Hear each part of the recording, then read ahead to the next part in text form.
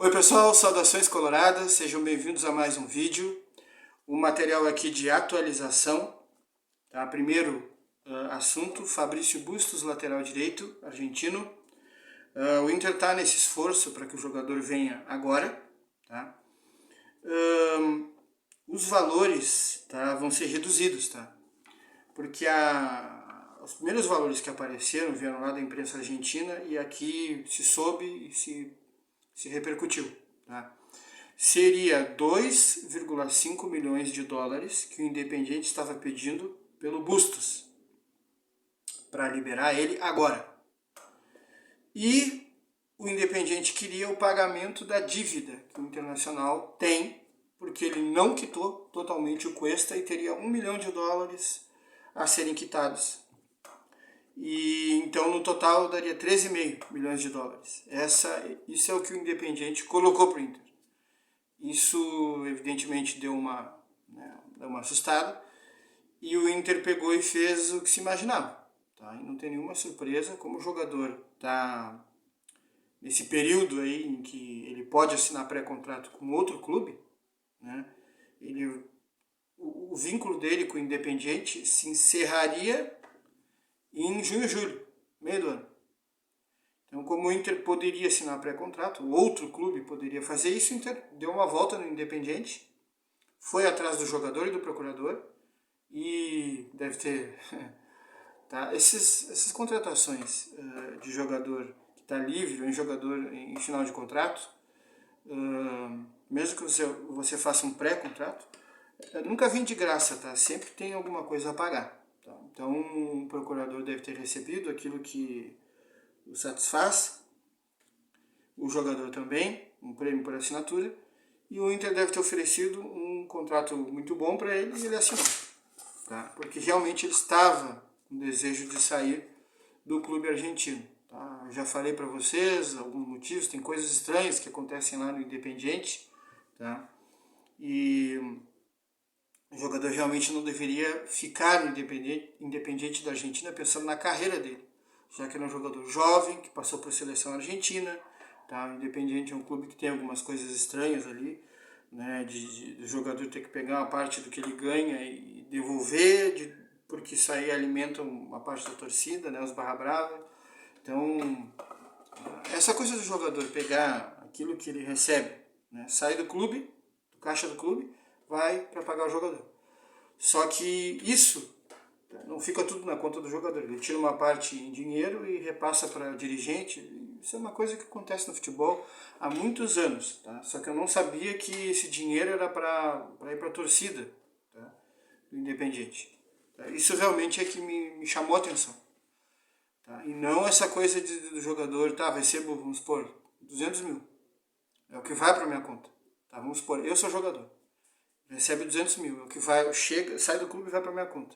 Só que eu tiro 10 ou 20 em espécie e passo para dirigente ou para, sei lá, o que se faz com isso, se o dirigente embolsa, se ele aplica em alguma coisa ou se vai para a torcida, mas de qualquer forma, essa coisa de vai e vem, tá? Isso no futebol aconteceu há muito tempo. Agora, essa coisa de manter torcida, realmente isso aí me surpreendeu. Tá? Não é uma coisa normal na Argentina, inclusive. É uma coisa específica lá do Independiente. O jogador então queria sair e aí as notícias que vêm da Argentina são as seguintes, tá? Tem duas propostas aí, que é 900 mil dólares para pagar a dívida que o Inter tem com o Independiente por causa do Cuesta, mais 600 mil dólares para o Bustos vir agora, totalizando 1,5 milhão de dólares. Tá? Essa seria uma proposta do Inter. Tem uma outra, tá?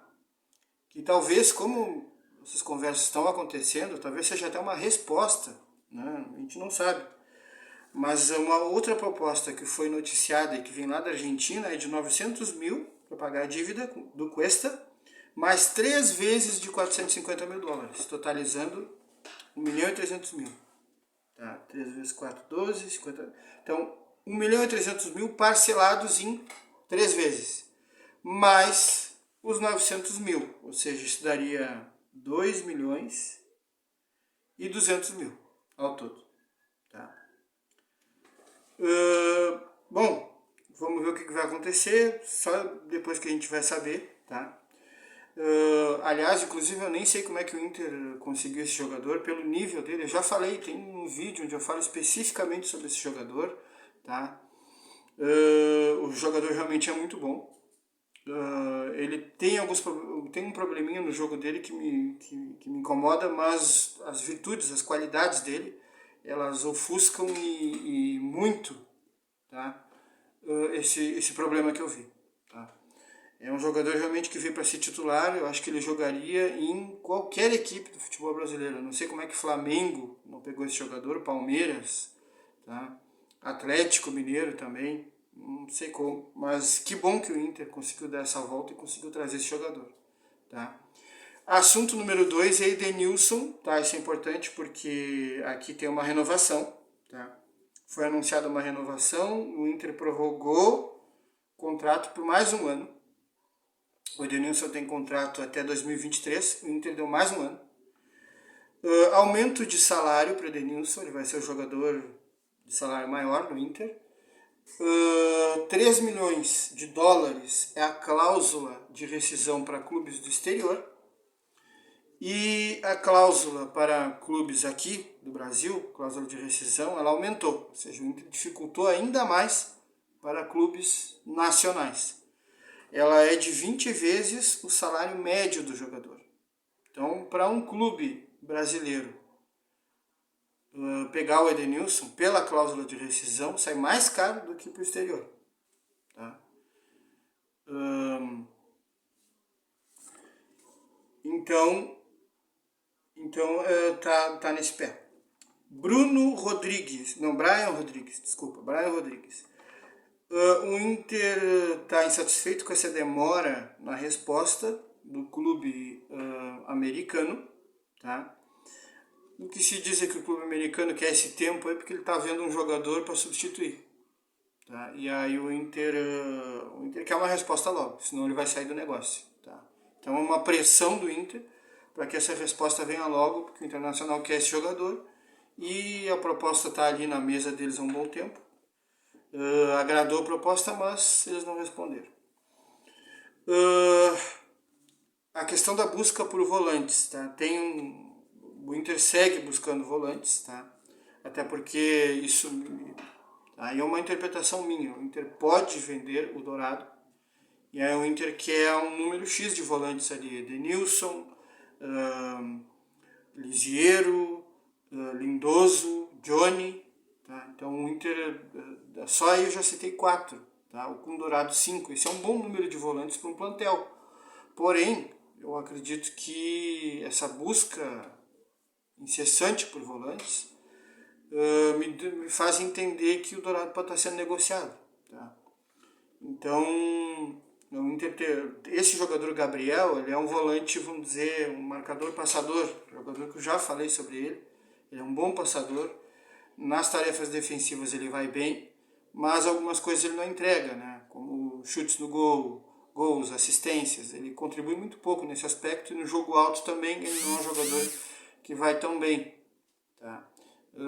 Embora pela altura dele, 1,71 m, os números dele até não são tão ruins nessa disputa pelo jogo aéreo. Tá? Mas é jogador de 29 anos. O problema é o salário do jogador, um salário alto. Tá? Então, para o Inter, o que ele entrega em termos de futebol, o salário dele, isso assustou um pouco. O Inter teve interesse, mas essa questão do salário complicou. Tá? Um jogador que ganha bem, ganha 500 mil lá no Corinthians. E, por exemplo, Gustavo Assunção, que é um jogador bem mais jovem, tem 21 anos, tá? Seria um ativo no Internacional, é um jogador que pediu um salário menor.